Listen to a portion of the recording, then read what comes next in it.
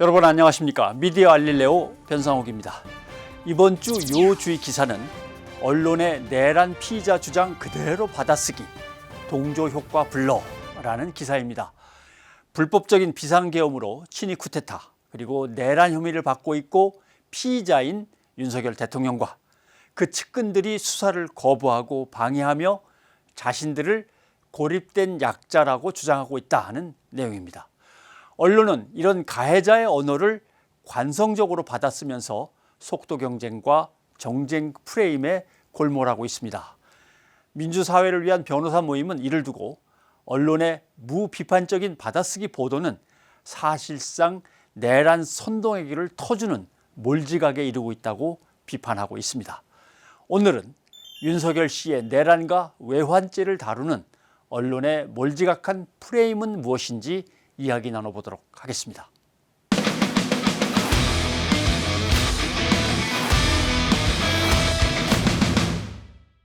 이 시대 우리 사회의 현자들과 현안을 짚어보는 현자타임입니다. 자, 오늘 이 자리에는 조국혁신당의 박은정 의원 나오셨고요. 그다음에 슬로우 뉴스의 이정환 대표 나오셨습니다. 두 분 반갑습니다. 반갑습니다. 안녕하십니까? 노면재단에서 이제 두 개의 축이 있습니다. 하나는 알릴레오는 알릴레오인데 알릴레오 북스는 주로 유시민 작가가 운영을 하시고 저는 이제 미디어를 맡고 있습니다만 유시민 작가가 요새 국민 신경 안정제 너무 국민들이 빨리 잡아서 빨리 처벌하고 나라를 빨리 수습해야 되는데라고 하는데 본래 그렇게 쉬운 일이 아닌데 오늘 안 됐다고 너무 이렇게 좌절하지 마십시오라고 이제 신경 안정제 노릇을 했다고 또 약효가 있었다고 합니다. 잘 모르겠지만 박은정 의원은 요새 국민 소화제라고 들어보셨어요? 너무 과분한 표현이시다. 그렇게 생각했습니다. 주변 분들이 하는 얘기를 들으셨습니까? 그러니까 속 시원하다는 말씀은 많이 들었습니다. 예. 이정환 대표는 제가 설명하면은 거의 이제 국민 셰프랑 비슷합니다. 왜냐하면 아침에 일어나면은 이정환 대표가 페북에다가 올려준 슬로우 뉴스를 보면 그날 하루의 어떤 일과 내지는 그날 읽어야만 할 또는 읽어가야만 할 뉴스의 전날 배경들 일목요연하게 설명이 다 돼 있습니다. 그러니까 매일 새벽에 통과 의뢰가 이정환 대표의 슬로우 뉴스를 읽는 겁니다. 그래서 네. 거의 아침 해장국을 매일 끓여주는. 저는 이제 인사 많이 하죠 사람들. 네네 이 뉴스는 생물이고 예. 이 하루 10만 건의 뉴스가 나오지만 그 모든 뉴스가 연결돼 있다고 생각합니다. 그래서 이제 뉴스의 맥락과 구조를 읽는 그런 슬로우 레터를 만들고 있습니다. 사실은 제가 윤석열과 싸움에서 가장 힘들었던 게 언론, 뉴스 부분이었거든요. 근데 뉴스를 뉴스 액면 그대로 봐서는 안 되고 그것을 제대로 읽어내야 그 다음에 싸움이 가능하더라고요. 그래서 정말 중요한 역할을 하고 계신 것 같습니다. 네, 고맙습니다. 그러고 보니까 하나 빠졌네. 국민 수면제도 좀 필요합니다. 네. 잠은 요새 제대로 주무십니까? 저는 이제 윤석열이라는 사람하고 이제 싸우는 동안에 계속 이제 잠을 못 이루는, 잠 못 이루는 날들을 계속 보내고 있는데요. 그래도 탄핵 이후에는 끝이 좀 보이는 것 같아서 오히려 저는 좀 편안해졌다고 이렇게 말씀드리면 이제 국민들께서 조금 더 힘들어지실 수 있는데 정말 이제 끝이 다 왔거든요. 그래서 끝을 모를 때보다는 조금 더 낫다. 그래서 마지막 이제 힘을 내서 싸우자 이런 마음이죠. 흔히 말하는 이제 내란성 불면증이라고 네, 많은 분들이. 근데 이정환 대표는 어차피 새벽에 읽다 보면 밤새 작업을 한 것 같으니까 불면증이 따로 뭐 그렇다기보다는 그 어느 때보다도 저널리즘 역할이 중요한 때고요. 그리고 정말 그 다음 아침에 어떤 뉴스가 나왔나 궁금해서 정말 잠을 이루지 못할 정도로 빨리 일어나서 뉴스를 보고 싶을 정도로 아마 그런 분들 많을 텐데요. 이 뉴스의 힘이 굉장히 중요한 때인 것 같습니다. 박 의원님께 이제 검사 출신이시고 또 검찰의 잘못된 것을 내내 지적하던 감찰관 역할을 하셨으니까 법으로 보면은 너무나도 환히 보이는 시작이고 끝인데 언론들이 왜 저러나에 대해서 다들 궁금해하시거든요. 네. 내란은 분명히 이건 적용될 수 있는 혐의냐 이거부터 한번 얘기를 들어봤으면 좋겠습니다. 그 내란 수괴 혐의를 받고 있고 내란으로 이미 법률적 평가는 끝난 사안이거든요. 그래서 어떤 법조인, 법원도 이 사건을 내란이 아니라고 판단할 때는 없다고 생각합니다. 그런데 윤석열 대통령 측에서 이것을 끊임없이 정쟁화하면서 이것을 정치 싸움으로 만들고 이제 법률의 평가가 끝난 것을 지지자들이 결집시키면서 지금 시간을 벌고 있는 그런 국면이라고 하고, 그 과정에서 언론이 정말 굉장히 나쁜 영향을 끼치고 있다. 왜냐하면 지금 내란숙의 범죄는 사형, 무기징역, 무기금고밖에 법정형이 없습니다. 예. 그러면 그런 중대한 범죄자의 말들을 왜 언론은 그렇게 전부 다 다 받아쓰게 하는지 제가 그 지점을 잘 모르겠고, 그것이 이제 뭐 저는 언론 플레이이고 정치인 것 같습니다. 결국은 살펴보면은 제일 큰 언론들이 제기하는 프레임은 여권과 야권의 정치적인 정쟁. 네, 맞습니다. 지금 이렇게 하거나 아니면은 정부가 뭔가를 하려고 그랬는데 계속 딴지를 잡았던 야당 세력과 행정부 간의 갈등, 뭐 이렇게도 몰고 가서 뭔가 살짝 비껴가고 싶은데, 근데 이제 박원정 의원께서 질문을 던지셨습니다. 대체 언론은 왜 그러는 거야? 근데 뭐 언론계에 같이 종사했던 네. 입장에서는 한 가지 이유는 아니라고 생각합니다만은 한번 생각나는 대로 한번 얘기를 해보죠. 왜 그럴까요? 네. 언론도 사실 이제 자신들이 대변하는 이익 집단들이 있죠. 그리고 언론 스스로도, 언론이란 자체도 뉴스 기업도 결국 비즈니스 모델을 갖고 있고 계속 성장해야 되는 그 매출을 내야 그 조직 구동 가능하기 때문에 각각의 언론이 속해 있는 영역에 따라서 대변하는 이해관계 집단들이 있는 것 같습니다. 그리고 특히 이제 일부 보수 언론들은 사실 그 기득권 집단과 이해관계를 같이 하고, 사실 정권이 바뀌어도 계속해서 이 집단들은 계속 그 기득권 집단을 유지하고 있거든요. 예. 그래서 사실 지난 박근혜 탄핵 때도 생각해 보면 박근혜를 또 가장 먼저 버리는 신문이 당시 조선일보였거든요. 그렇죠. 이번에는 보면 약간 좀 다른 게 조선일보 마지막까지 지금 윤석열을 지키려고 하는 것처럼 보이죠. 근데 지면을 보시면 윤석열을 지키려고 하는 게 아니다. 윤석열의 퇴장을 최대한 늦추면서 이 자신들의 기득권을 어떻게 다음 단계로까지 이어갈 수 있을 것인가를 고민하는 것이죠. 8년 전에는 박근혜를 빨리 손절하는 게 자신들이 유리하다고 생각했겠지만, 그렇죠. 예. 지금은 이제 윤석열과 같이 시간을 지연시키면서 이제 충격을 최소화하는 그런 전략을 하고 있는 것 같습니다. 나중에는 윤석열은 경착륙 하더라도 자기네들은 연착륙 할 수 있었으면 좋겠다라고 하는 바람이 그렇죠. 있을 거고, 권력 집단이 막 나가면 함께 가면서 새를 키우다가도 한 번쯤 야단 맞을 때가 되면은 자기네가 먼저 슬쩍 나서서 아닌 것처럼 할 때도 있고, 그래서 결국 특히 조선일보 같으면 뭐 성격 자체가 지하에서 암약하는 정치 조직 비슷하지 이걸 언론사라고 보는 것 자체가 무리인 것 같고, 유시민 작가가 신경 안정제를 투여하고 무슨 국민 소화제도 나와 계신데 이렇게 얘기하면 안 되는데, 언론은 세상에 태어나서 한 번도 국민 편을 든 적은 없습니다, 별로. 예, 모든 언론은 정부 아니면 자본 거기서 왔다 갔다 하면서 지내왔지, 사실은 약자의 편에서 진실의 편에서 뭐 목숨을 던진 적은, 어쩌다 그런 사람들이 나온 적은 있지만 언론이 그런 적은 거의 없는 셈이죠.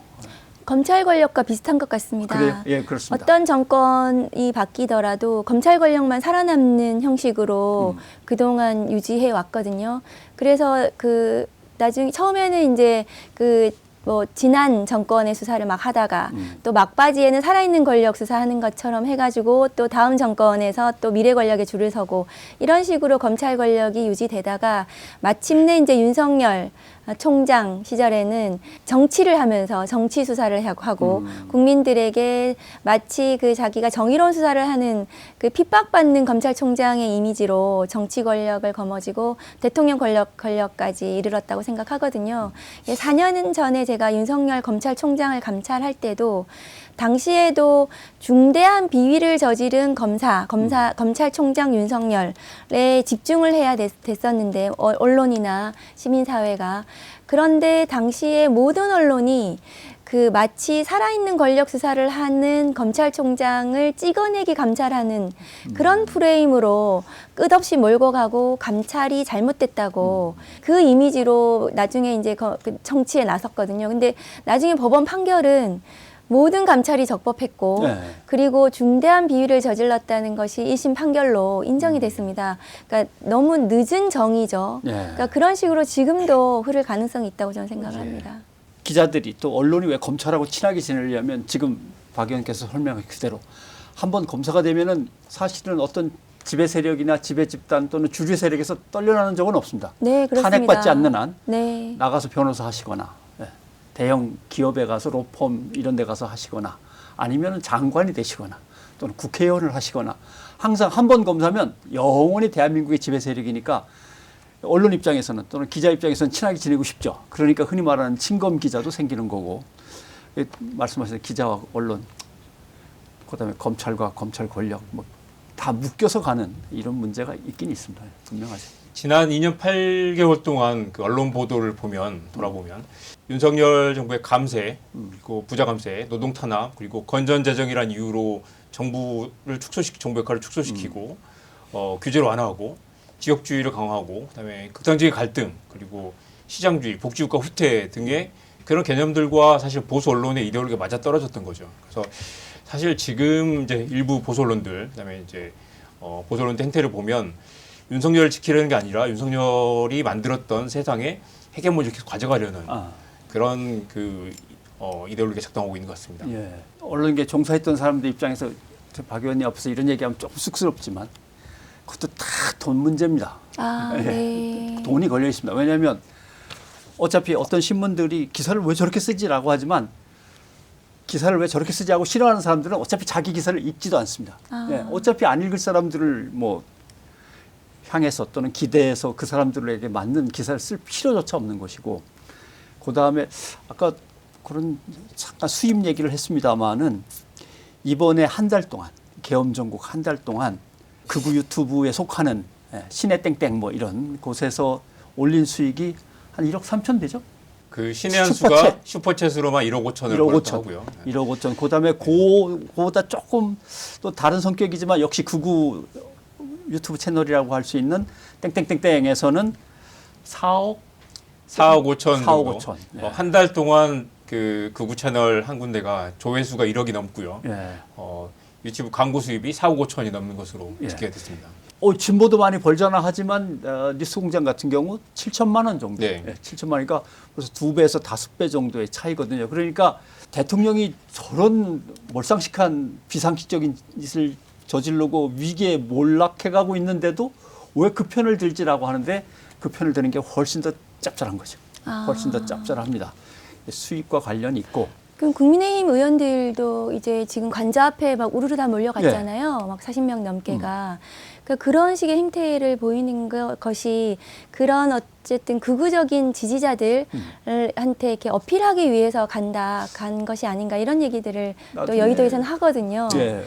그 윤석열을 지키기 위해서가 아니라 그런 국민들, 그런 좀 어쨌든 극우적이고 태극기 부대들한테 눈도장 찍기 위해서 간다. 왜냐하면 그 서울 수도권 이런 데에서 그 선거에 나가는 의원들은 굉장히 작은 표 차로 이렇게 그 당락이 결정이 되는데 그런 이제 극우적인 그 표도 얻어와야 자기가 이제 당선이 되기 때문에 3년 후 이제 선거를 보고 가는 것이다. 이런 얘기를 하더라고요. 거기에 몰려간 40명의 지역구를 분석해 보면 아마 다 26명이 그 영남권이었습니다. 그렇지. 예. 네. 그리고 아슬아슬한 뭐 수도권이나 서울권도 있습니다. 경기도에서 네. 아슬아슬했던 사람들은 좀 피하는 경향이 크고 뭐 윤상현 씨 같은 경우야 그냥 넙죽 가서 절하는 스타일은 뭐 그건 또 나름대로 의미가 있을 것이고 그러니까 결국은 다 돈과 권력에 의해서 움직이는 거지. 자기 이해관계에 따라서. 그렇습니다.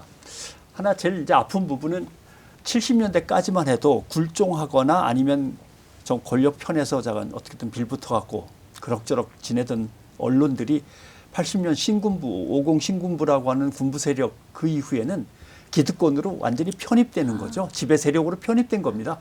왜냐하면 언론 숫자를 갖다가 갑자기 6분의 1로 줄였고 경제는 엄청나게 폭발하듯이 커졌으니까 그 경제적인 부는 다 6분의 1로 줄어든 언론계로 다 몰려 들어가서 언론은 뭐 극대의 호황을 누렸고 그러면서 언론에게는 뭐 지금 생각하면 좀 창피한 얘기지만 갑근세도 면제받은 거잖아요. 모르시죠?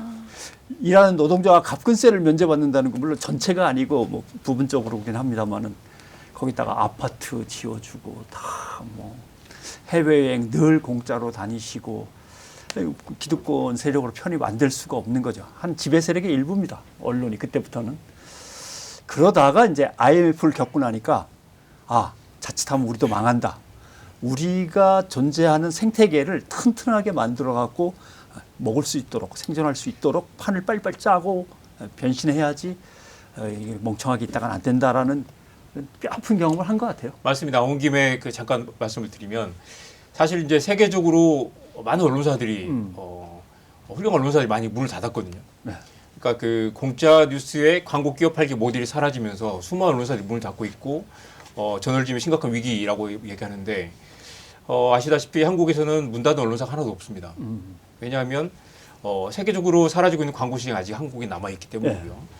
언론의 광고 효과는 없는데 여전히 광고를 주는 기업이 있고 그 광고 그 집행하는 광고 중 상당 부분이 실제로 지면에 등장하지도 않습니다. 광고 비용에 입금이 되고 실제 지면에 광고 나가지 않는 그런 광고가 오히려 늘어나고 있다는 거죠. 사실 그런 이제 그 기형적인 타협이 계속 시장이 성장하면서 사실 한국에서 망하는 언론사가 없고 여전히 신문사들은 독자들의 비판을 의식할 필요가 없는 거죠. 왜냐하면 여전히 기업들과 관계만 잘 가져가면 계속해서 광고 시장이 성장하고 매출이 늘기 때문이죠. 사실 그런 구조 때문에 사실 이제 어떤 이 신문의 시장이라는 것, 수요와 공급이 맞물리지 있지 않고 독자 없는 언론의 시대로 가면서 여전히 기업 광고만 유지하면 계속 지탱할 수 있는 굉장히 기형적인 시장이 남아있다고 생각합니다. 진보적인 성향의 정권이 잡으면 언론을 전체를 보면서 언론은 이런 방향으로 이렇게 가야 되지 않을까 이렇게 나름대로 정책을 밀고 가는데 보수적인 정권이 이제 지배를 하면 언론사를 쪼갭니다. 그래서 말 잘 듣는, 말 전혀 안 듣는, 한 대 때리면 되고 또 먹을 거 하나 주면은 알아서 말 잘 듣는. 그러니까 그 언론을 쭉 구분을 한 다음에 각각의 대응에 나서는 거죠. 그러니까 그런 점에서 이제 정부, 광고, 사업 자금 이런 것들에서 뭔가 말 잘 듣는 언론들은 뭐 액수로도 표현이 되지만 엄청나게 그런 것들이 늘어났고 수익이 말 잘 안 듣는 언론들은 뭐 많이 깎이기도 하고 제자리 걸음을 하고 요즘은 그 언론에 집행하는 기업 광고가 달마다 매월 마지막 날 집행이 되는데 1월이면 1월 31일에 광고 집행이 되는 거예요. 그러면 1월 29일에 만약에 그 기업이나 부정적인 기사가 나간다면 이틀 뒤에 광고가 집행되지 않을 거라는 시그널을 주는 거죠. 실제로도 이제 만약에 부정적인 기사가 나갔다 하면 이번 달에 예산이 부족해서 광고를 집행하지 못하겠다고 얘기를 하지만 실제 그 기사 때문에 광고가 나가지 않는다는 시그널을 주고 그 학습 효과가 수십 년 동안 쌓였기 때문에 실제로 이제 기업에 대한 비판할 수 없는 정치 권력은 비판하지만 자본 권력을 비판할 수 없는 그런 공생관계가 굉장히 오랫동안 이어져 왔고요. 그 기업들과의 공생관계가 결국 이제 더 넓게 보면 이제 규제 완화와 감세, 그다음에 어떤 이 시장주의 그런 형태로 이데올로기 공유하는 그런 기득권 집단으로 자리 잡고 있는 것 같습니다. 정부가 저렇게 언론을 다루는 방식은 검찰이 언론을 다루는 방식하고 매우 유사한 것 같습니다. 그 정부는 광고비 등으로 언론을 그렇게 다룬다면 검찰은 자기들의 수사 정보를 가지고 그 검찰에 유리한 언론, 반대하는 언론, 뭐 쓸데없는 언론 이렇게 나눠가지고 법조 기자단을 윤석열 검찰 당시에는 매우 폐쇄적으로 운영을 하면서 이제 검언 유착이 이루어졌던 거거든요. 그리고 이제 윤석열 정부 들면서 지금 언론에 대해서 검찰이 마찬가지로 이제 지금 완전 극단적으로 그렇게 방식을 취하고 있는 것 같고 사실은 언론이 스스로 그렇게 한다기보다는 검찰과 저는 거의 한 몸이 돼가지고 그 같이 지금 뭔가 이렇게 모든 정치적인 상황을 이끌고 가짜를 만드는 이런 것을 하고 있다고 저는 생각을 합니다. 그래서 그러니까 언론이 정치를 하고 있는 것이고 검찰이 정치를 하는 이런 되게 극단적인 상황이 도래했다고 생각합니다. 어떻게 보면 검찰에 계셨으니까 검찰로서는 지금 가장 큰 위기입니다. 국민들이 아무도 안 믿으니까 이 상황에서 검찰이 정말 정치 검찰로 완전히 나락으로 떨어질 건지 아니면 어떻게든 현상유지도 과연 할 수 있나 국민들은 다 지켜보고 있는데 큰 이제 구조와 흐름 속에서의 얘기들은 이제 진행을 해봤는데 정식으로 선임되지 않은 변호인이 아닌 변호사가 대통령하고 친하다고 기자들을 불러 모아서 그렇게 얘기하고 기자들이 그걸 또 그대로 받아쓰고 하는 대통령은 뭐 내란의 죄를 뭐 적용할 수 없는 지위에 있다든가 이런 것들이 법적으로 타당합니까? 아니요. 그 변호인 선임계, 그러니까 그 변호인 수임 계약을 하지 않고 변호인이라는 타이틀을 가지고 그렇게 대변을 할 수는 없다고 저는 생각합니다. 제가 검사하는 동안에도 그런 예를 보지를 못했습니다. 그런데 그것이 또 대통령이라는 정치인으로 넘어가면 대통령 직무가 정지가 됐기 때문에 뭐 그런 식으로 또 완전히 불법이다라고 또 할 수도 없는 약간 애매한 지점에서 지금 언론이 거기 몰려가가지고 받아쓰기를 하게 되니까 끊임없이 기사가 나오고 있는데 저는 그 지점은 어쨌든 뭐 나중에 뭐 그 법으로 만들든지 그렇게 하지 못하도록 세상에 범죄자가 무슨 대리 선임 계약도 안 한 변호인을 내세워가지고 그렇게 끝도 없이 언론 플레이를 할 수 있는가. 이 반복되는 문제인데요. 아마 그 변상배 잘 아시겠지만 이 생방송 그 경쟁의 한계에도 인정을 해야 될 것 같습니다. 누가 석동현이 만약에 기자회견을 한다라고 했을 때 기자들이 우르르 몰려가가지고 카메라를 놓고 한 말씀 해주십시오라고 이제 마이크를 쥐어주게 되는 거죠. 이런 상황이 한두 번이 아니었잖아요. 계속 비판적인 이야기들이 많았는데 애초에 질문할 기회를 주는 것 전제로 생방송을 허용을 하거나 생방송 해주겠다고 하거나 아니면 방송사들끼리 이건 생방송이 적절치 않다라는 최소한의 어떤 그런 이제 합의를 해서 공동으로 대응할 필요도 있고요. 가끔 연쇄살인범이나 과거 엠번방 사건 때도 마찬가지였지만 가해자가 마이크를 대고 전 국민에게 자기의 메시지를 퍼뜨리는 정작 피해자들은 나서지 못하는데 가해자 메시지를 퍼뜨려주는 역할을 공영방송이 하는 게 과연 옳은가라는 게 굉장히 오래된 이슈입니다. 게다가 또 뉴스는 이렇게 파편화돼서 돌아다니기 때문에 가해자와 가해자를 대변하는 메시지가 그대로 나서 자기들의 정치적 효과를 얻게 되는 거죠. 근데 만약에 그 방송에 대한 나중에 비판적인 이야기들이 돌아다니더라도 완전히 단절된 형태로 이렇게 낱개로 돌아다니기 때문에 사실 기자들이 의도하지는 않았겠지만 그런 생방송 개폐 그리고 그 메시지가 이 별도로 독립사적으로 돌아다니는 문제. 당연히 거기다 수많은 비판이 쏟아졌지만 뉴스를 우리가 그렇게 소비하지 않거든요. 뉴스는 다 파편화된 채로 분절된 형태로 돌아다니는데 사실은 그래서 이제 그런 그 범죄자들이 독립된 메시지를 구성하게 만들어서는 안 된다. 반드시 그 메시지들에 이게 가해자의 목소리를 일부 보도를 했지만 여기에 어떤 비판이 나온다는 걸 연결된 형태로 전달할 수 있도록 이런 사건을 계기로 좀 그런 반성이나 시스템적 보완이 필요할 것 같습니다. 그리고 그 피의자가 지금 그 주장하는 것들, 뭐 석동현 등등을 내세워가지고 하는 얘기들은 법제도에도 없는 법적으로 전혀 맞지 않는 주장들입니다. 예를 들면은 체포영장에 대해서 지금 공수처에서 수사하고 있는 체포영장의 적법성을 다투는 것은 체포된 후에 체포적부심이라는 제도밖에 없습니다. 형사소송법상. 그런데 윤석열 대통령 측에서 법원에다가 체포영장 효력에 이의 신청을 하고 헌법재판소에 효력정지 가처분을 하고 있어요. 그런 제도 자체가 없는데 언론은 그것을 헤드라인으로 마치 그런 제도가 있고 그리고 그 제도를 통과해야 이 체포영장이 적법해지는 것처럼 그런 식으로 그러니까 동등하게 써주고 있단 말이죠. 공수처의 주장과. 그렇게 되면 이게 이 체포영장 효력 자체가 적법한데도 국민들은 그럼 저런 제도도 또 해야 되는구나 이렇게 받아들인단 말이죠. 그런 것이 끊임없이 지금 계속되고 있는 것은 정말 문제 같습니다. 그리고 또 하나 지금 석동현이나 윤곽근 변호사가 주장하는 것이 그게 전부 다 맞지 않는 주장인데도 그게 그 제목에 그렇게 막 따옴표 쳐서 이렇게 나오는 것이 과연 맞는 그 언론 기사인지 저는 의심스럽거든요. 그런 거를 예를 들면 대통령은 내란 속의 대상이 되지 않는다는 그렇습니다. 얘기도 막 나왔는데 그것까지도 막 올라간 적이 있었고 근데 뭐 법 조항에 이미 내란 요거 그다음에 외환에 대해서는 분명히 못을 박을 정도인데도 내란에 뭐 대상이 안 된다든가 뭐 이런 얘기도 나왔고 그다음에 중앙지법에서 받아야지 왜 서부지법 가서 받았냐도 아직도 나오고 있는 얘기입니다. 그것이 마치 정당한 것처럼 그냥 서울 서부지방법원은 적법한 관할이 있고 수사권이 인정을 했습니다. 판사가 2번에 걸쳐서. 그리고 그것이 법원 행정처장도 그 국회에 나와서 적법한 영장이라고 또 확인도 해줬습니다. 그런데 마치 중앙지법에서 발부된 영장이 오히려 더 적법한 것처럼 끊임없이 저것은 정쟁이고 언론 플레이인 거거든요. 근데 그거를 기자들도 그것은 당연히 검증을 할 텐데 검증이 되면은 쓰지 않아야 되는 건데 끝없이 저렇게 쓰면서 마치 맞는 것처럼 나오는 것은 저는 매우 잘못됐다 생각합니다. 아무튼 피의자의 얘기와 지금 나름대로 비상계엄에 의해서 엄청난 위기를 갖다 실감하면서 거리로 나온 국민 다수의 의견이 기사양으로 보면 비슷해요. 그러니까요. 제가 이제 오늘 이 방송을 준비하면서 이 언론의 프레임에 대한 이제 그 말씀을 드리려고 준비를 여러 가지를 해왔는데요. 예.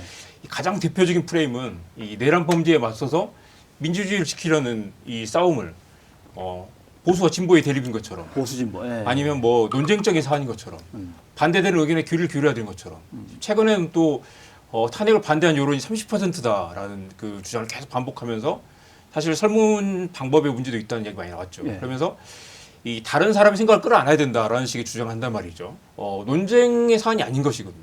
그런데 지금 이걸 계속 논쟁으로 만들고 아까 뭐 체포 적부심 이야기 그런 것들처럼 계속해서 이렇게 그 쟁점이 있는 것처럼 사실 쟁점이 아닌 것들 쟁점을 부풀려가지고 전선을 이쪽으로 옮겨놓는 거죠. 가장 중요한 부분들에 대한 논쟁을 하지 않도록 그리고 사람들이 진짜 중요한 쟁점에서 벗어나도록 만들고 그 사람들이 계속해서 이제 30%까지 더 계속 늘어난 것처럼 비춰보게 만들면서 아예 쟁점을 희석시키는 그런 프레임도 있는 것 같습니다. 예. 대표적으로 내란이냐 아니냐라는 프레임들도 있고요. 대통령이 선택할 수 있는 통치행위다 그런 주장도 계속 나오죠. 그리고 거야의 폭주, 그다음에 뭐 탄핵의 형포, 거야의 형포 이런 프레임도 마찬가지지만 본질을 뒤틀고 핵심에서 비껴나가게 만드는 그런 주장들이 연일 신문 지면에 등장하고 있습니다. 조선일보는 거야의 형포라는 표현을 자주 많이 쓰고요. 그리고 이제 지난 6일 일면 머릿 기사가 법이 무너졌다 했는데요. 법이 무너졌다. 저는 이 기사를 보고 진짜 경악을 했습니다.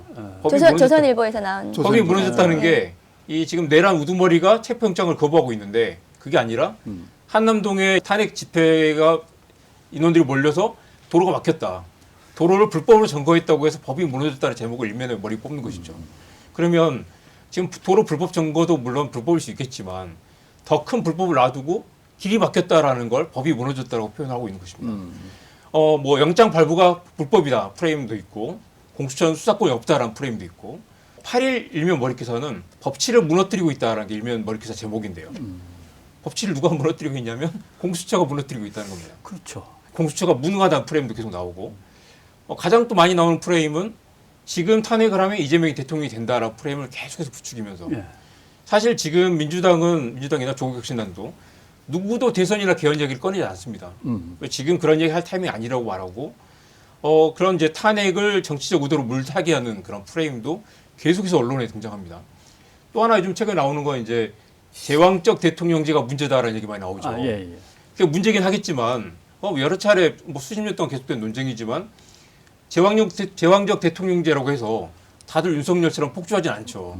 우리가 이 제도를 바꿔야 되겠지만 지금 이제 와서 개헌을 해야 되니까 대통령 뭐 체포를 뭐 미루자라는 이야기처럼 비춰질 수도 있고 과연 4년 중임제로 갔다면 윤석열이 4년 중임제였다면 윤석열이 비상계엄하지 않았을까? 전혀 다른 맥락 이야기인 거죠. 문제는 제도가 아니라 사람인데 이 본질 아닌 이야기를 계속하면서 물타기를 하고 있습니다. 그러니까 뭔가 장사가 잘 되려면 두 세력이 맞붙어 갈등을 일으키고 있다. 이렇게 이제 구도를 잡아가야 되니까 윤석열 폭주 이것이 나름대로 사태의 본질인데 윤석열 폭주 대 입법 독주. 근데 입법 독주를 따지자면 사실 거부권을 25번이나 한 사람이 입법에 있어서 제일 독주를 한 사람이지 갑자기 국회에서 만들어진 법들이나 아니면 국회에서 반드시 비위를 밝혀내야겠다고 하는 청문회 문제라든가 이런 것들이 입법 독주 이렇게 몰고 가는 것도 뭐 대 뭐 이렇게 하면은 이제 사람들을 양비론해서 이쪽도 다 문제가 있겠지 이런 식으로 하는 거죠.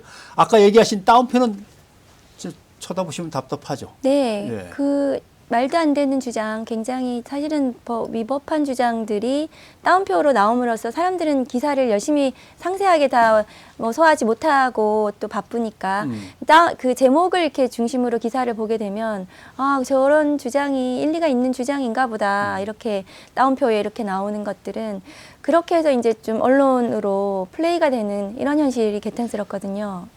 예를 들면 기사에도 얼마 전에 나왔었습니다마는 제목에 과격한 단어들이 이렇게 들어가서 제목이 잡히면 밑에 댓글들도 같이 과격해진다는 거 아닙니까? 네. 결국 그것은 국민을 갈라치거나 아니면 국민 화합을 깨트리고 분열을 조장하는 언론의 선동행위인데 그렇게 얘기를 해도 본래 따옴표를 치는 경우는 뭐냐 하면 앞에 어떤 기사를 썼는데 그 기사가 이런 레퍼런스를 갖고 근거를 갖고 있습니다라고 전문가의 말이라든가 현장에 있던 목격자의 말이라든가 이런 사람들의 얘기를 실기 위해서 따옴표를 치는 거거든요. 근데 누가 봐도 선동하려고 이제 막 던지는 말인데 그걸 갖다 겹따옴표 안에다가 탁 집어넣어서 그것도 제목에다가 싹 올리는. 이건 진짜 저널리즘으로서는 할 수 없는 행위입니다. 저는 이제 미디어 비평 오래 하면서 그런 생각을 했어요. 네. 그 과거 최동욱 검찰총장 때 조선일보가 당시 최동욱의 혼외 자식 이 의혹을 일면 머리 기사로 내보냈습니다. 근데 그때 이제 그 건으로 이틀 만에 그 자진 사퇴했고 당시 검찰이 수사하던 사건이 아니 다 뒤집어진 사건이 있었죠. 그때만 해도 야, 조선일보가 일면에 때리면 이게 먹히는구나. 근데 그 이후로 한참 시간이 지나면서 조선일보 영향력이 많이 줄었다고 생각했어요. 과거처럼 일면에 뭘 꽝 때렸을 때 실제로 이렇게 언론의 이 파워가 많이 옛날처럼 세진 않다고 생각했는데 이번 탄핵 국면에 보면 조선일보는 여전히 살아있다.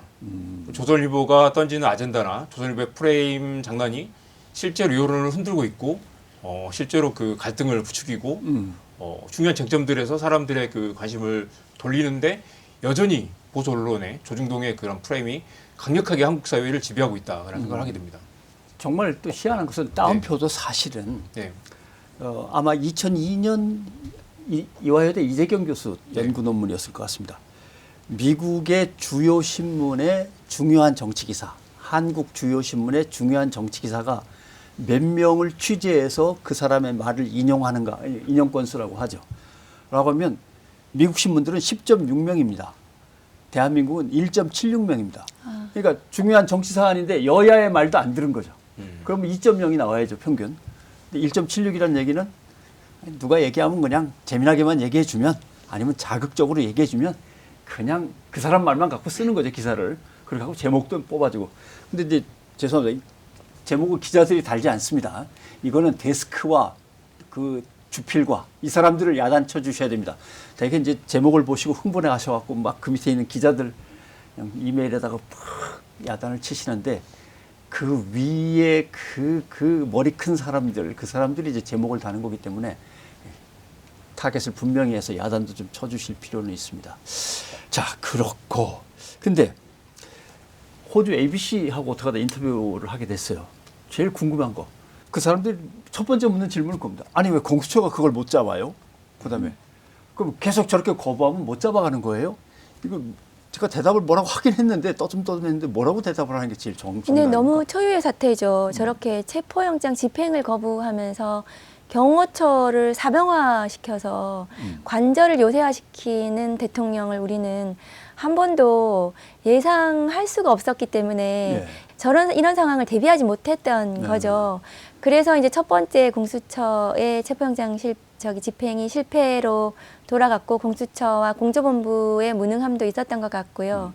그런데 이제는 상대가 어느 정도로 지금 나오고 있고 너무나 무도하고 그리고 이 법 자체를 아예 파괴시키려는 그런 의사라는 게 확인이 됐지 않습니까? 그러면 이것은 저는 뭐 사실은 굉장히 우려스럽긴 하지만 대대적인 이 영장 집행 작전을 할 수밖에 없다. 그래야 지금 법치주의를 실현을 시키고 바로 잡을 수가 있지 않겠습니까? 안 그러면 이게 굉장히 무슨 그 법치가 무너진 상태, 무정부 상태가 돼버리는 거거든요.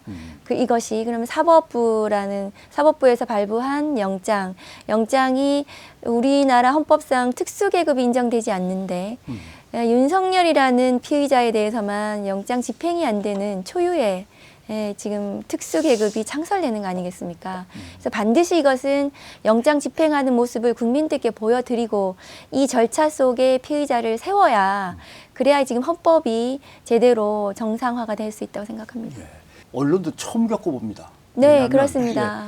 쿠데타를 뭐 겪어본 게 몇 번은 된다고 치면 비상계엄이나 아니면 또는 긴급조치라든가 이런 거 겪어본 경험에 의하면 쿠데타를 일으켜갖고 실패한 적이 한 번도 없었거든요. 그러니까 언론은 쿠데타가 일어나는 동시에 바로 계엄령이 떨어지니까 기사를 쓰면은 원고지를 가지고 가서 검열단한테 검열 받고 도장 받아서 회사로 돌아와서 뉴스를 내보냈거든요.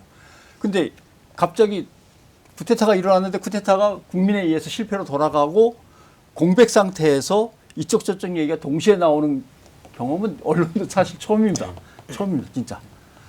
그러니까 이때 언론으로서 뭘 어떻게 해야 되는지에 대해서 이 언론이 아직도 제정신을 못 차리는데 사실은 만약에 제 생각에는 12월 3일 이전에 대통령이 자꾸 국회에서 그러면 나 진짜 계엄을 선포할 수밖에 없어요 라고 얘기했다면 그 말을 다운표에 옮길 수는 있죠. 근데 계엄 이후에 불법적인 계엄 이후는 피의자이니까 어떻게 보면 그 말을 그대로 받아 쓰는 거는 그냥 반란군의 마타도 쪽에 그냥 어떤 도움을 주는 이런 행위거든요. 이게 역사 의식과 함께 어떤 시대에 대한 냉철한 판단이 언론으로서는 해본 적 없는 상황 속에서 못하고 있는 거죠. 지금 최근에 고민하고 있는 부분이 그런 지점인데요. 이게 언론은 늘 중립을 지켜야 되고 예. 양쪽 입장을 공정하게 들어야 되고 그러니까 자꾸 이제 다운표 저는 이제 빠지기도 할 텐데 사실 지금 상황은 명백하게 민주주의가 위협받고 있는 상황이고 예. 범죄자들이 여전히 그 불법을 저지르면서 관저를 요새화해서 지금 버티고 있는 상황 아니겠습니까? 명백한 불법을 보고 사실 그 불법을 얘기하지 않으면서 언론이 가치 판단하지 않고 물러나 있는 그런 모습을 보이기도 하고요. 그리고 지금 언론이 그래서 이제 초유의 일을 겪다 보니 언론 스스로도 뭔가 그런 프레임 혼동을 계속 겪고 있는 것 같습니다. 그래서 예를 들면 경호처장에 대한 비판도 많지만 사실 경호처장이 지시를 내릴 수 있는 실권자가 지금 최상목 대행 아니겠습니까? 예. 근데 정작 최상목은 숨어 있고 여전히 뭐 이렇게 물리적 충돌이 일어나서는 안 된다라는 말을 하면 그걸 또 다운표 쳐가지고 옮기기만 하고 정작 최상목이 지금 지시를 내려야 된다. 최상목이 지시를 내리지 않는 것 자체가 지금 명백하게 내란 동조행위라는 걸 강력하게 비판하는 언론이 또 많지 않은 것 같습니다. 왜냐하면 이게 진보 언론도 여전히 그런 형태의 어떤 이 객관적 중립의 함정에 빠져 있거나 네. 이게 초유의 상황이라 보니 사실 강력하게 뭔가 이거는 그 중립과 객관 보도의 영역이 아니라 민주주의와 가장 기본적인 정의가 무너져 있는 상황인데 옳지 않은 거 옳지 않다고 말하는데 이게 뭔가 그 주관을 중립을 벗어난다는 그런 이 가이드라인에 네. 스스로 갇혀 있는 게 아닌가라는 생각을 하게 됩니다. 예를 들면 박근혜 전 대통령 탄핵 때 탄핵시켜야 된다가 80, 90으로 간다면 80대 20이거나 90대 10이면은 그 중립 가운데 선다는 게 그럼 어떤 의미를 갖느냐라고 할 때 이쪽 저쪽에 의견이 있으니까 딱 가운데 그렇지 않거든요. 하나는 90이고 하나는 10인데 가치가 다른 거일 수도 있고 참 그렇게 해서 딱 중립에 선다면 지금 아마 가장 객관적이고 공정하고 50대 50의 균형을 잘 맞춘 언론은 뭐 MBN이라든가 동아일보 정도, 중앙일보 이런 데가 딱 객관적이고 독립적인 언론으로서 역할을 한다고 하는 거나 마찬가지 얘기인데 사실 말이 안 되죠. 저는 윤석열 대통령을 만든 게 언론이라고 생각하거든요. 검찰총장 당시에 그 윤석열 쪽에서만 편들어서 사실은 박근혜 탄핵 이후에 보수의 주자가 없었기 때문에 윤석열이라는 사람을 끌어들여가지고 보수의 주자로 내세우려고 했고 거기에 언론이 같이 동참했다고 생각을 합니다. 그래서 끝도 없는 그 가짜와 허위와 이 편드는 기사들이 나왔습니다. 감찰 당시부터 시작해서요. 그리고 그러니까 하나 예만 들면 당시에 제가 감찰을 하면서 제가 가장 최전선에 섰기 때문에 저에 대한 감찰 내용보다도 개인을 굉장히 공격을 했습니다. 그러니까 개인을 무너뜨리기 위해서 그래야 이 감찰 업무에서 손을 떼게 하기 위해서. 그런데 언론이 그 반대 취재를 전혀 하지 않았던 거예요. 그래서 새벽 3시가 되면은 저에 대한 기사가 올라가는데 박은정 어쩌고 저쩌고 하는 그 기사가 올라갔는데 모두 허위였거든요. 그런데 그 기사 내용에 반대 취재가 없었어요. 그러면 저는 새벽 3시에 일어나가지고 그 반대 입장문을 써서 반박하는 거를 언론사에 보내면 실어주지를 않는 거예요. 그러면 그 사이에 포털에 도배가 되고 그러면서 그게 사실로 굳어지는 거를 지난 4년 전에 경험을 했습니다.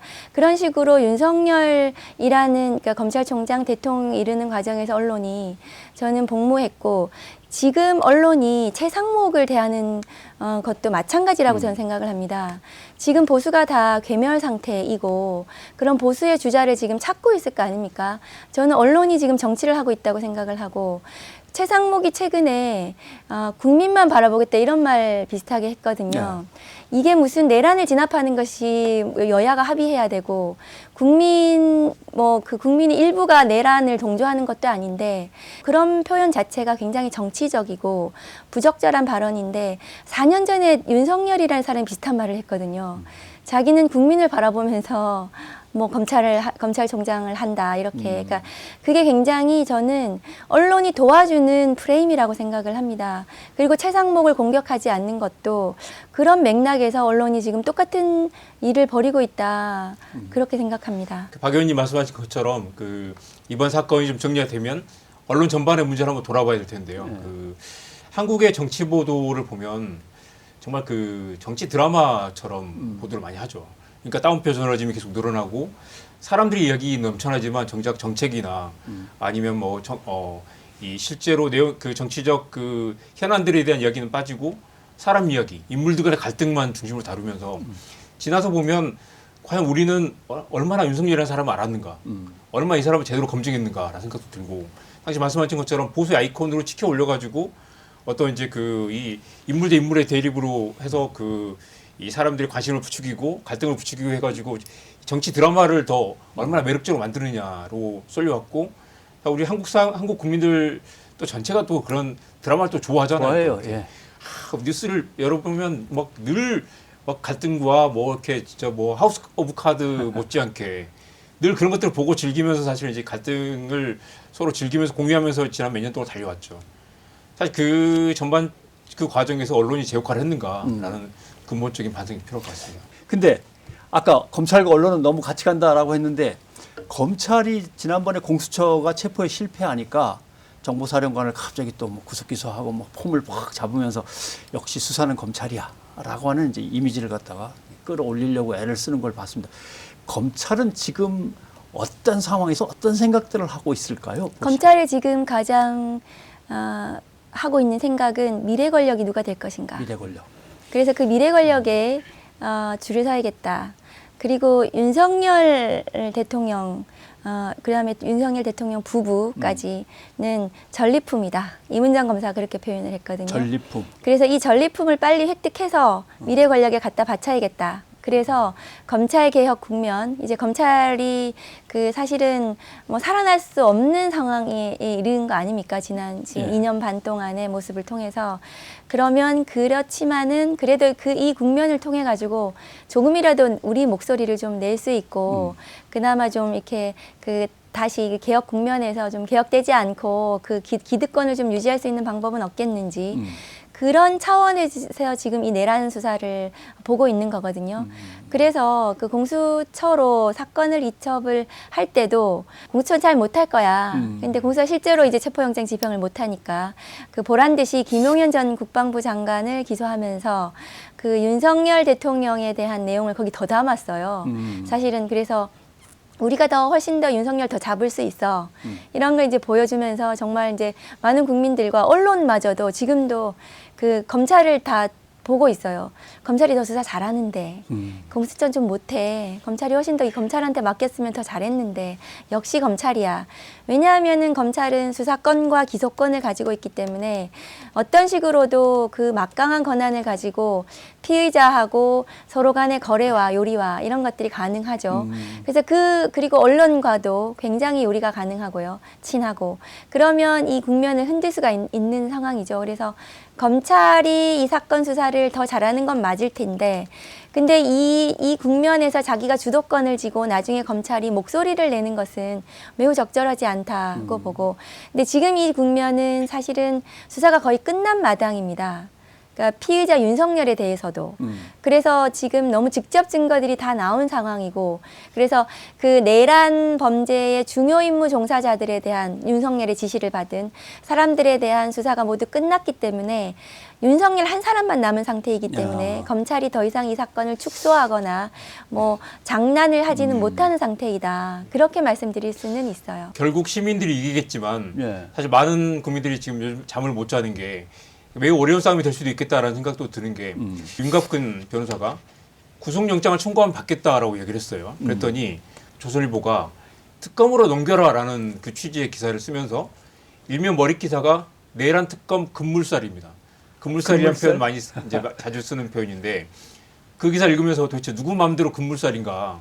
지금 공수처가 수사를 하고 있고 아직은 갑자기 엉뚱한 프레임을 들고 나와서 이 특검으로 넘겨라라는 건 아시겠지만 특검으로 넘기게 되면 임명하고 뭐 절차 밟는 동안 20일 걸리잖아요. 특검으로 넘겨야 되니까 체포영장을 집행하지 마라라는 메시지를 일면에 떠가니 박아놓고 지금 물타기를 하고 있는 거죠. 그 과정에서 공수처 무용론도 나오고 결국 원하는 건 아까 말씀하신 것처럼 윤석열에게 시간을 벌어주는 것. 시간 버는 것. 네, 그렇습니다. 네. 그 처음에 이제 그 조선일보 등 보수 언론하고 국민의힘 권성동 원내대표도 네.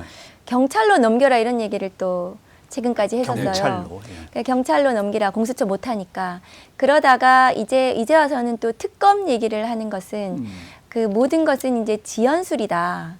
사실은 피의자에 대한 조사도 저는 필요 없다고 생각하고 있어요.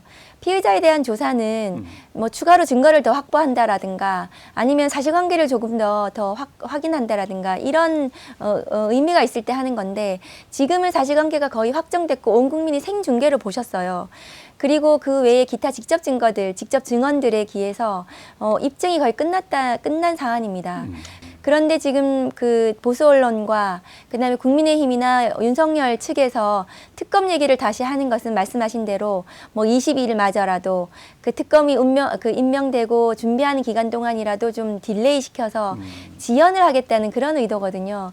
그런데 그것은 제가 이제 과거에 4년 전에 윤석열 검찰총장하고 싸우면서 그쪽이 언론 플레이를 참 많이 했기 때문에 그 언론에 나와 있는 행간을 그때 굉장히 많이 읽을 줄 알게 됐습니다. 예. 그러니까 말하는 것이 다가 아니고 이것은 그 다음 그 액션 다음에 어떤 전략을 위해서 이 정도 말하는구나 이런 거를 읽을 줄 알게 되었거든요. 그래서 지금은 윤석열 피의자를 잡기 위해서는 저쪽에서 내는 메시지와 정반대로 하는 것이 성공할 수 있는 길이다.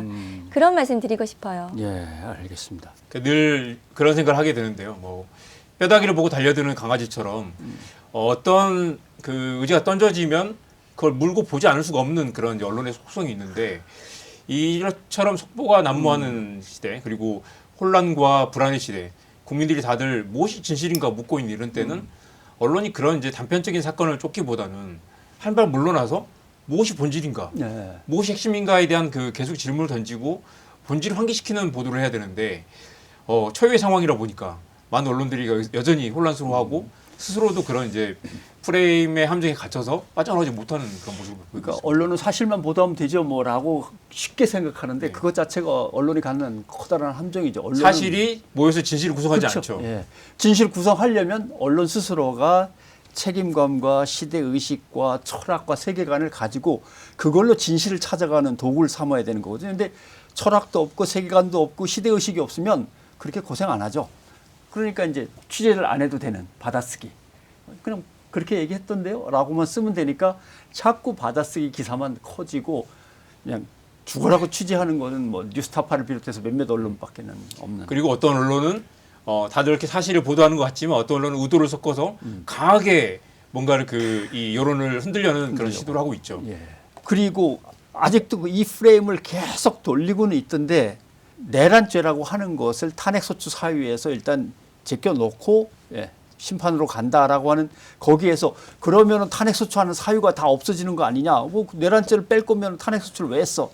이 프레임을 어떻게 정확하게 설명해야 될까요? 그것마저도 이제 정쟁으로 그 어거지를 쓰는 건데요. 그 판사 출신 국민의힘 의원들도 지금 그렇게 말씀을 하시더라고요. 헌법재판이라는 것은 헌법재판인 거 아닙니까? 형사재판이 아니고. 그래서 모든 사실관계를 그대로 두고 다만 법적인 평가를 조정을 한 것일 뿐이에요. 그런데 이제 제 입장에서는 내란죄를 넣는다고 하더라도 크게 달라질 것은 없다고 저는 생각을 하고 있었습니다. 그런데 쟁점을 정리하다 보니 내란죄로 형사재판에 버금가게 이 사건을 심리하는 것보다는 내란 행위로 헌법적 판단을 받는 것이 훨씬 더 간명할 수 있고 그것이 사실은 중대성을 입증하는데 헌법 위반이 훨씬 더 중대한 거 아닙니까? 예. 그러면 그것이 훨씬 더 전략적으로 더 나을 수 있다고 판단해서 유형화해서 정리를 한 것이거든요. 그래서 내용은 그대로 들어가 있습니다. 바뀐 것이 없습니다. 다만 예를 들면은 저희가 살인을 기소를 했을 때 살인에 들어가는 여러 가지 적용 법조 중에서 일부를 뺐다고 하더라도 살인은 살인인 거거든요. 예. 그런데 그것을 뺐다고 해서 살인 아닌 것으로 했다 이렇게 주장을 하는 것일 뿐이고 공격을 위한 공격이라고 생각하고 헌법재판소의 사무차장도 나와서 그 법사위 나와서 우리는 헌법재판을 하지 범죄에 대한 판단을 할 수 있는 기관이 아니다라고 말을 했습니다. 그것은 헌법적으로 맞죠. 그것을 판사 출신, 검사 출신들, 국민의힘 의원들부터 시작해서 그 보수 진영 언론마저도 그렇게 계속하는 것은 그것은 이제 윤석열 측을 위한 시간 끌기, 그 정쟁화하는 그런 뭐 편들기라고 저는 생각하고 헌법재판소에서는 전혀 받아주지 않을 거라 생각해요. 헌법재판의 이제 차원에서 대통령이 이걸 했으면 되냐? 이래서는 절대 안 되는 거였다. 이거만 판단을 빨리 일단 하는 거겠군요. 네, 맞습니다. 그러면. 그리고 헌법 대통령에 대한 탄핵 심판은 대통령직을 파면시킬 것인가거든요. 징계입니다. 예, 그런데 예. 형사법정은 형사에 있어서의 재판은 이 사람을 구속해가지고 처벌을 해서 그 형을 살릴 것인가 예. 이 문제건 인신에 관한 문제이죠. 그러니까 직에 대한 재판에서 징계에 관한 재판에서는 반드시 형사 범죄가 들어갈 필요는 없는 거고 그것이 박근혜 전 대통령 당시에도 마찬가지로 그렇게 예. 정리가 됐던 선례가 있는 사안이에요. 저는 일고의 가치도 없다고 생각하는데 이것이 이렇게 정쟁화가 되면서 언론이 이것을 막 계속 키우고 있더라고요. 그래서 이게 정말 끝없이 윤석열 편들기에 일부가 이렇게 동조하고 있는 사실을 그러니까 어떻게 보고 보면 있는 간단한 거예요. 공무원이 있는데 공무원이 어디 가서 강도짓을 저질렀어. 네. 그럼 뭐 물건을 얼마나 훔쳤던 거기에서 흉기를 들이댔던 안 됐든 간에 그건 나중 문제고 공무원으로서 이거 파면을 시킬 거냐 말 거냐는 징계 사항이겠죠. 너무 정확하게 표현하셨어요. 그런 거겠죠. 공무원직을 그만두게 할 것인가 말 것인가는 강도죄가 되느냐 안 되느냐하고 상관이 없는 거죠. 예. 거짓 주장을 바로잡기는 정말 쉽지 않은 것 같아요. 거짓은 정말 강력하고 사람들을 끌어들이는 힘이 있는데 그걸 바로잡는 목소리는 사실 잘 퍼지지도 않고 잘 또 거짓은 자기들끼리 또 돌려보면서 이 확증 편을 강화하면서 계속 그 세력을 넓히거든요. 그래서 거짓을 바로잡는 게 왜 이렇게 어려운가. 하지만 이렇게 위기와 혼란 상황일수록 거짓을 바로잡는 노력을 좀 더 단호하게 강력하게 해야 된다고 생각합니다. 뉴스는 좀 더 명확하게 확실히 보여주지 않고 있는 혼란의 상황에서 이 사건은 이렇게 계속 파악해 가십시오라고 이제 우리 구독자들께 또 시청자들께 뭔가 좀 팁을 주신다면 어떤 걸 주시고 싶은지 마무리로 좀 얘기를 듣고 싶습니다. 우리가 폭력은 옳지 않다라고 말하는 건 당연한 거잖아요. 그건 논쟁의 여지가 없는 거고 지구가 둥글다고 말하는 것처럼 사실 이건 그 쟁점으로 갈 문제가 아닙니다. 근데 사실 우리가 지난 수십 년 동안 겪어왔듯이 어떤 언론들은 이 사람들의 그 쟁점을 흐트러뜨리고 사실 무엇이 중요한가에 대한 질문을 계속 왜곡시키면서 사실 사람들의 진짜 중요한 데서 사람 관심을 흐트러뜨리는 그게 이 탄핵 국면에서 굉장히 도드라지는 것 같습니다. 윤석열을 우리가 반면교사를 삼아야 되는데 반대되는 주장을 귀를 기울이지 않고 자기 혼자 59분 동안 떠드는 사람은 자기만의 편향에 빠져가지고 극단적인 이 생각을 하게 되죠. 망상으로 치닫게 되죠. 그래서 우리에겐 더 많은 토론이 필요하다. 그리고 좀 더 좋은 언론이 필요하다. 언론 보도를 믿어서는 안 된다.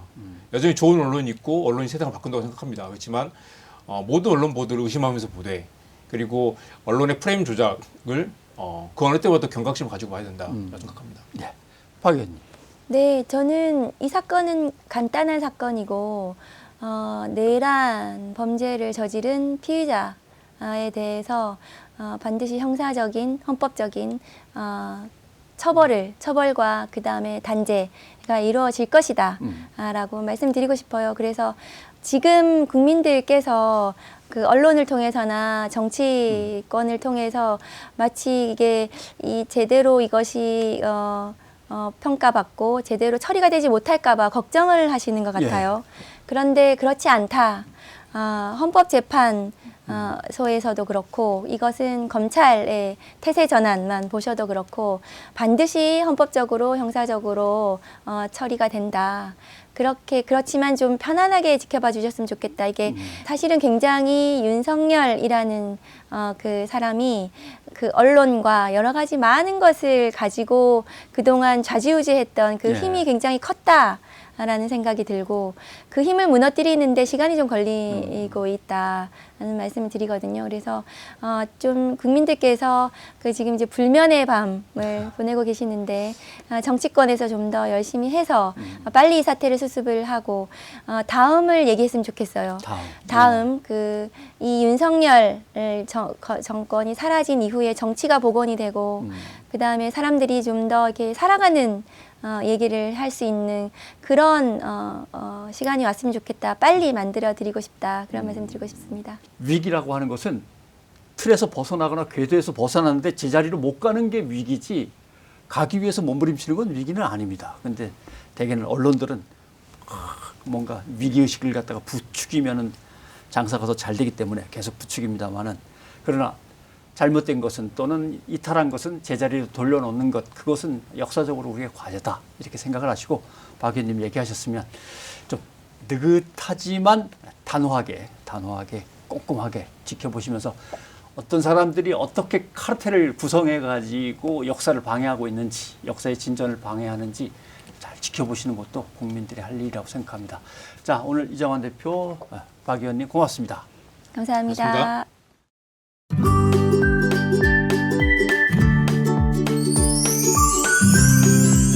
오늘의 기사 맛집은 언론학자 강영철 교수의 칼럼 내란 보도 3인 성우의 주술에서 벗어나야입니다.